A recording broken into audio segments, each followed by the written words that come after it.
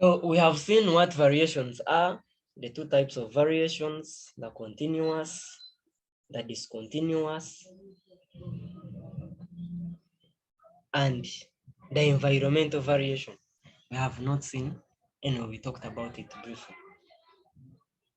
Now let's see what actually causes these differences. What actually leads to variation. Okay? And the cause of variations range from genetic to environment. And those variations that are inherited, that you can inherit from a parent, from your mother and your father. Those variations which are inherited, they are genetic variations, okay? And the causes are due to genetics. For example, intelligence. For example, height. For example, skin color. Those ones, they can be inherited, okay? So depending on the genes that you've received from parents, it will determine. So it's a variation. But also, there are those ones that do come due to environment. Like the example that you have seen, that question that I've just given you, where there are two identical twins, the two identical twins, everything is the same. Everything is the same. But the question is telling us that one is fat and healthier, whereas the other one is malnourished, tiny, unhealthy, and stuff like that. So they are identical twins. Everything is supposed to be the same. But because they are brought up differently, maybe one was fed well, another one wasn't. So that's why they are going to appear different. Okay? That's why they are going to appear differently. And that's a variation. And it's a variation that is caused due to environment. So both the genes together with the environment therefore play an important part as far as shaping a phenotype is concerned. So those that are inheritable, we have blood groups, we have eye color, albinism, hair, skin color, intelligence, etc. They are the very main ones. Okay? And for these ones, we inherit them from the parent. Then those that we acquire as we are interacting with the environment include knowledge or learning. Like right now, you are learning, you are interacting with your environment. So depending in the environment that you grow up from, it will determine the person that you are. It will determine your understanding, which things are you going to have that clear expertise about, and which things are you going to have a blind spot about. So the environmental cause of variations, they are very many, and they range from diet, what you eat. It determines what you are. For example, you see kids, a kid is too big, fat, so, and another kid is just tiny. It depends on the diet. Yes, you might be born with the genes of being intelligent, being smart, but if you are not fed well, then you cannot be. You can't really be. Okay? You can't be. Why? Because diet is necessary for you to model the genotype. Pathogens, diseases, they also cause variations. For example, polio. You suffer from polio, you become lame. That's a variation. That's a difference. You are different from others. Somebody is going to identify you by that. Sorry for that, but that's a difference. Okay? That's a difference. Then altitude, right? That's why Africans are different from, because of height, sorry, because of light. We receive direct sun rays. So we must have enough melanin. But the other ones, they don't receive those direct sun rays. So their melanin is not that concentrated. So all these ones, they lead to differences in the phenotype.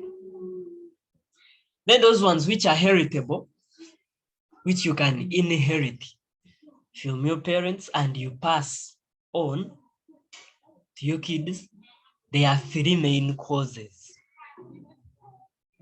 And the first one is mutation. Actually, this is the main cause. And you remember we studied mutations. Okay? This is the main cause. This is the sudden change which occurs on the structure and composition of a gene. Mutation. So if a change occurs on your DNA, and that change becomes permanent, that you can inherit it. You can pass it on to your kids, and your kids pass it on to your grandkids, and your grandkids pass it on, pass it on, pass it on, pass it on. Okay? For example, you can study the inheritance. But I told you one time to Google about hemophilia in the royal family of England, I think, yeah. Did you try? I Googled for you, I think I showed you. So it is one queen, was it Queen Elizabeth? What? She's the one who mutated and then kept on passing that gene. Think of sickle cell anemia. It's a mutation that can be passed on to the offsprings, and it spreads throughout.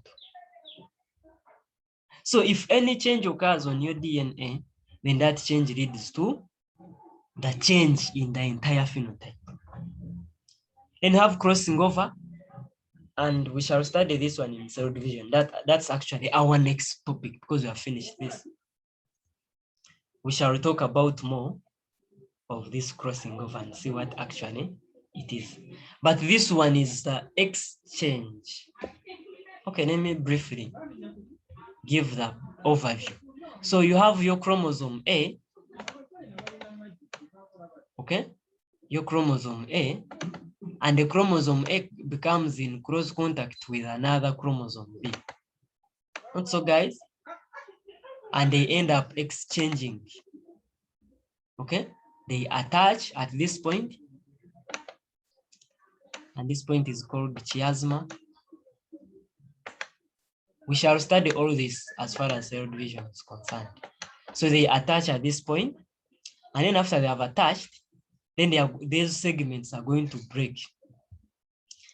They break and exchange. You see this segment is for this chromosome? Yes. So it will break from here and attach onto this. And the same applies to this. This one also breaks from here and attach onto this. And the same applies to this. This one breaks and attaches onto this.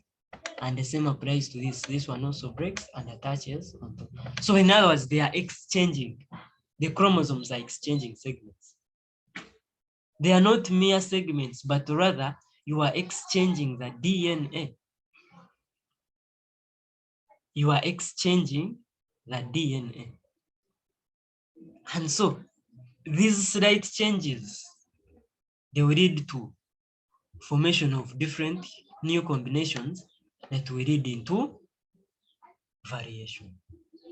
Then finally, we have sexual production or fertilization, because you know that sexual production occurs among organisms of different, they are the same species, but different organisms. For example, you may have a Mutoro marrying an Acholi. Those are two different people. A Muganda marrying an Afghan. Yes, you remember that. You remember that if you're on WhatsApp, you remember that Afghan stuff. So a Muganda marrying an Afghan. Those are two different people. Now the kid that will be produced, the kid will kind of be different from Baganda and kind of be different from Afghan or Afghans. Now that kid is a variant. It's variation. Okay? So variations, they are changes that may exist among organisms of different species, of the same species. Okay? For example, you have a white cow and a white cow, white fat cow, and a white fat cow is mounted by a black fat bull or black tiny bull. You produce a roan. A roan is different from this and this. So that's a variation, that's a difference. Not so? Yes. So guys, I think if there are no questions, then I think we can code it. And then ask those queries in case you have them. If there are no questions, then can call it a day.